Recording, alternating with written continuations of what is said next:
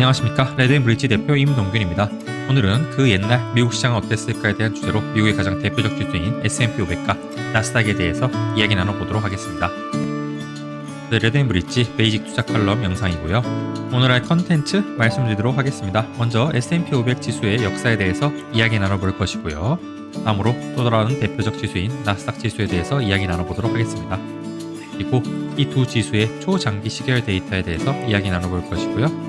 마지막으로 지수 데이터들을 어디서 가져올 수 있는지에 대해서 말씀드리도록 하겠습니다. 먼저 S&P 500 지수의 역사에 대해서 살펴보도록 하겠습니다. 요새 주식 투자하는 분들이라면 누구나 다 S&P 500에 대해서 한 번쯤은 들어보셨을 것이고요. 이 지수를 만든 회사인 스탠다드 앤 푸어스도 한 번쯤은 그 이름 정도는 들어보셨을 수 있습니다. 1923년만 해도 스탠다드 앤 푸어스가 아닌 스탠다드 스태틱스 컴퍼니라는 이름으로 활동하고 있었고요. 이 회사에서 이때 최초의 시장 지수를 탄생시켰다 보아도 무방할 것입니다. 물론 오늘날에도 여전히 활용하고 있는 다우 지수가 있긴 했지만요. 현재적 의미의 시장 지수는 바로 이 스탠다드 스태틱스 컴퍼니에서 만든 시장 지수였다 볼 수 있겠고요. 당시에는 233개 회사의 주식을 대상으로 해서 매주 발표하는 형식이었다고 합니다. 여기서 좀 더 나아가서 26년에는 90개 종목을 대상으로 해서 시장 지수를 만들었고요. 이때부터는 매일 발표를 했다고 합니다. 그리고 마침내 역사적 순간이죠. 1957년 3월 4일에 S&P 500이라는 지수가 최초로 도입하게 됩니다. 즉 오늘날 우리가 S&P 500이라고 하고 있는 지수의 최초 시작은 바로 57년이라 보아도 무방하겠습니다. S&P 500 지수에 대해서 조금 더 살펴보자면요. 사실 큰 대단한 의미가 있는 지수는 아닙니다. 미국에서 가장 시가총액이 큰 상위 500의 기업들을 대상으로 해서 시가총액 가중 방식으로 지수를 산정한 것이 S&P 500입니다.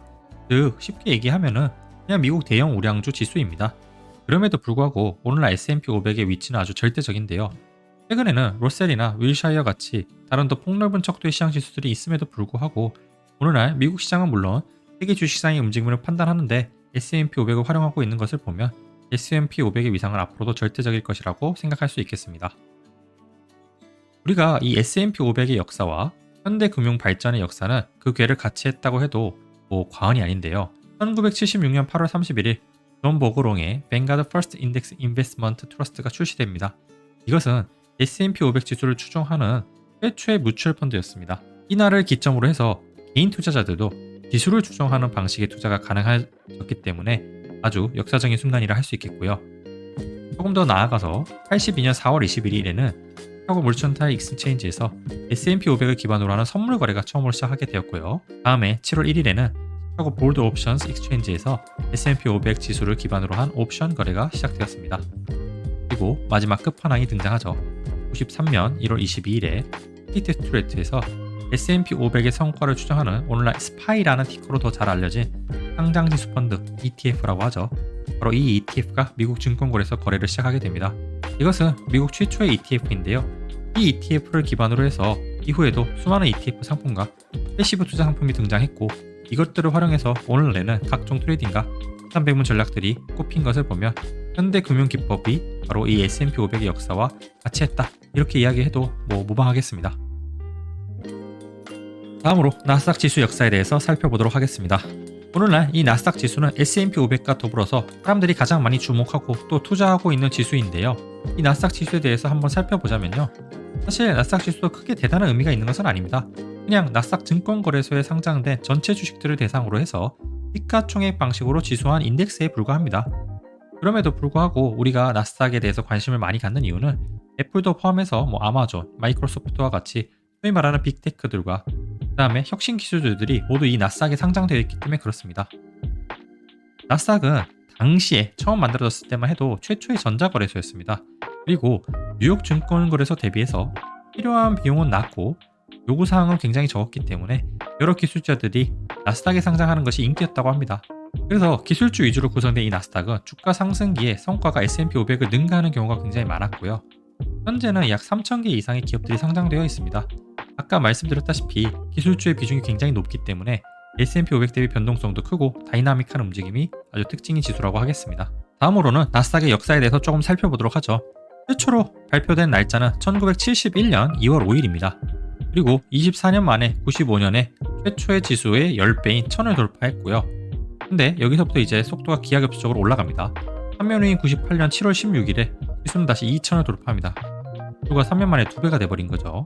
그리고 다시 99년에 1년 조금 넘는 기간에 3000을 돌파해버리고 같은 해 12월 29일에는 4000을 돌파해버립니다. 어마어마한 버블이 끼고 있는 거죠.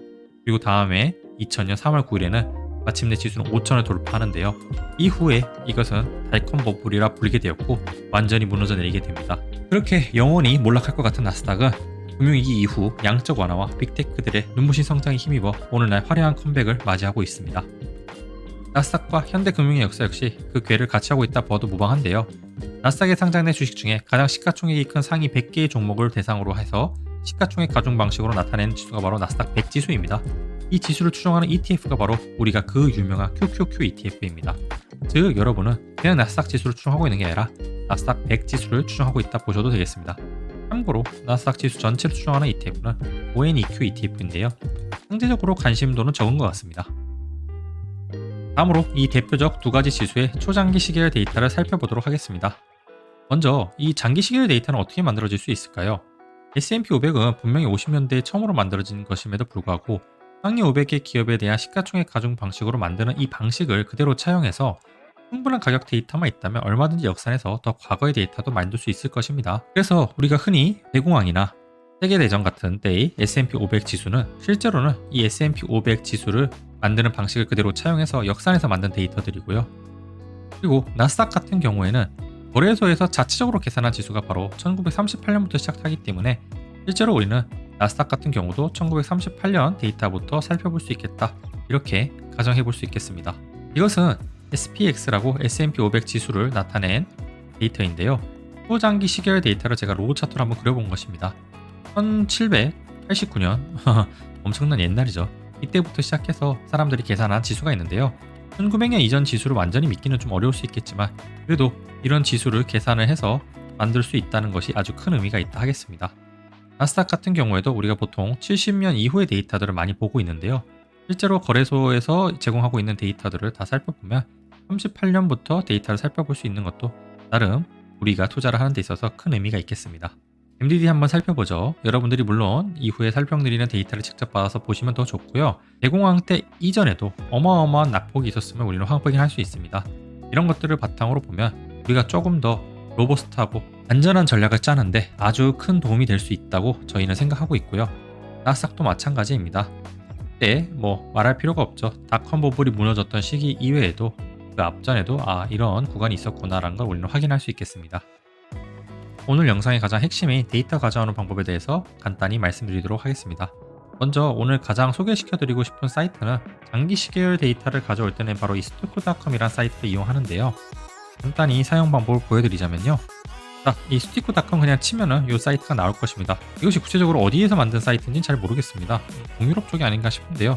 중요한 거는 우리가 데이터를 활용하는 데 있어서는 이용하는 데 그렇게 큰 불편감은 없습니다. SPX를 검색을 하셔서 누르시면 이렇게 S&P 500을 추종하는 ETF라는 걸 확인할 수 있고요.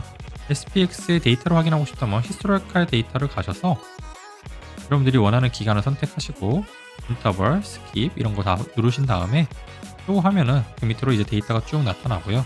여러분들이 여기서 CSV 파일을 통해 활용하실 수도 있고 크롤링 잘하면 이제 크롤링도 하실 수 있겠습니다. 그리고 나스닥 같은 경우에는 NDQ 아까 저희 영상에서 보셨다시피 DQ 검색해보면 나스닥 컴포짓 있는 거 확인하실 수 있고요. 데이터 길이 최대 1938년까지 있고 인터벌 고르시고 스킵 원하시는 거 하시면 되고 그리고 누른 다음에 CSV 데이터 받아서 여러분들이 얼마든지 활용하실 수 있습니다. 다음으로 여러분들이 가장 많이 활용하고 있는 사이트가 아닐까 싶은데요. 야후 파이낸스 데이터를 활용하는 법도 가볍게 보여드리도록 하겠습니다. financeyahu.com 치면 나오죠. 여기서도 여러분들이 원하는 티커 SPY 검색하면 얼마든지 활용하실 수 있고요. 그래서 히스토리컬 데이터에 들어가 보시면요. 원하시는 기간, 가격이나 배당만 볼 수도 있고요. 피컨트도 선택할 수 있습니다. 어플라이 누르시고 다운로드 누르면 엑셀 파일로 역시 받으실 수 있고요. 능력이 되면은 비주얼 베이직이나 크롤링 역시 해서 가지고 오실 수 있습니다. 다만 조금 아쉬운 거는 야후 파이낸스에서는 장기 시계열 데이터를 따로 구하기는 어렵고요. 최근 데이터를 활용할 때는 아주 좋은 사이트라고 보실 수 있겠습니다. 참고로 우리가 백테스팅을 할 때는 이 수정 정과를 활용해서 백테스팅 하는 경우가 매우 많다는 것 참고 삼아 알아두시면 좋을 것 같고요. 만약에 앞선 데이터를 이용하는 사이트들에서 구할 수 있는 자료 이외에 여러분들이 조금 더 심도 있는 자료를 원한다면 아무래도 데이터 전문 회사의 자료를 이용하실 수밖에 없을 것입니다. 앞서서 보여드린 S&P 500과 나스닥과 같은 경우에는 워낙 대표적인 지수이다 보니까 무료로 장기 시계열 데이터도 이렇게 구하실 수 있는데요. 그 외에 다양한 많은 자산군들의 데이터를 구하시고 싶거나 혹은 어떠한 오류도 없이 정제된 데이터들을 원하신다면 전문적인 데이터 회사의 데이터들을 직접 구매하셔서 활용하시는 방법이 있을 것입니다. 외국에는 이제 여러 가지 데이터 사이트들이 있는데 우리가 흔히 가장 대표적으로 자산 배분에 활용하는 여러 가지 자산군들의 장기 시계열 데이터를 보고 싶으시다면 이 글로벌 파이낸셜 데이터라는 사이트가 아주 유용합니다. 그리고 국내 같은 경우에는 FN 가이드가 아주 유명하고요. 글로벌 파이낸셜 데이터 사이트 한번 구경시켜 드리자면 글로벌 파이낸셜 데이터 사이트 이렇게 생겼고요. 설명들 한번 쭉 읽어보셔도 됩니다. 흔히 GFD라고 많이 하고요. 여러분들께서 자주 보시는 외국 투자 서적들에 보면 이 GFD 데이터를 바탕으로 해서 차트를 사용하고 있는 경우가 더러 이제 눈에 보이실 것입니다. 로그인을 해서 상품을 구매하실 수가 있는데요. 여기서 참고로 로그인은 개인 이메일은 사용할 수 없습니다. 이렇게 저희와 같이 법인이나 회사 이메일을 사용하셔야지 가입이 되고요. 그리고 이제 가입을 하시면은 여러 GFD에서 제공하고 있는 다양한 데이터들을 모두 개별적으로 사서 보실 수가 있는데요. 여러 가지 데이터가 있음을 확인하실 수 있을 것입니다. 다음으로는 FN 가이드 사이트 구경시켜 드리도록 할게요. FN 가이드 주소 치고 들어오면 이제 이런 목록 보이실 거고요. 여러분들께서 FN 가이드 상품 소개도 활용하실 수 있고요. 여러 가지 컨센서스나 리포트들도 이 사이트에서 확인해 보실 수 있습니다. 다만 여러분들께서 아마 데이터를 좀 장기 시계열 데이터를 활용하고 싶다면은 이 데이터 가이드라는 서비스를 아마 이용하셔야 될 것입니다. 이용 문의는 이제 여기 가입 문의 같은데 물어보시면 친절하게 아마 안내해 주실 것이고요. 다만 이런 전문적인 데이터 업체들의 사용료는 연단위 사용료가 기본적으로 수백만 원에 육박하고요. 아까 보여드린 글로벌 파이낸셜 데이터 같은 경우에는 수천만 원에서 억 단위를 넘어서는 경우도 있습니다. 일반적인 개인 투자자가 사용하기에는 적합하지 않다 볼 수 있겠고요. 아마 저희 레드앤브리치와 같은 곳에서는 무료 데이터도 활용하긴 하지만 때때로 상황에 따라 무료로 구하기 어려운 정제된 장기 시계열 데이터를 활용할 때는 이런 전문적인 데이터 업체들의 검증된 유력 데이터를 활용하고 있다는 점을 말씀드리도록 하겠습니다. 지금까지 소개해드린 사이트들 외에도 좋은 사이트들이 몇 가지 더 있는데요. 아마 여러분들의 상황에 맞게 이 정도 사이트들만 활용하셔도 얼마든지 좋은 전략을 만들고 현명한 투자를 하는데 도움이 되시리라 저희는 생각합니다. 이제는 시대가 많이 바뀌었습니다. 더 이상 뉴스나 직감에 따라 투자하고 데이터를 보지 않는 투자는 망하는 지름길이라는 것을 인식하는 시대에 도래했습니다. 여러분들께서도 이런 데이터들을 활용해서 투자를 잘 해나가셨으면 좋겠고요. 다음번 영상에서는 이런 데이터들을 활용해서 어떤 식으로 투자를 설계해 나갈 수 있는지에 대해서 간략히 보여드리도록 하겠습니다. 이상으로 이번 영상을 모두 마치도록 하겠습니다. 지금까지 영상을 끝까지 시청해 주셔서 대단히 감사합니다.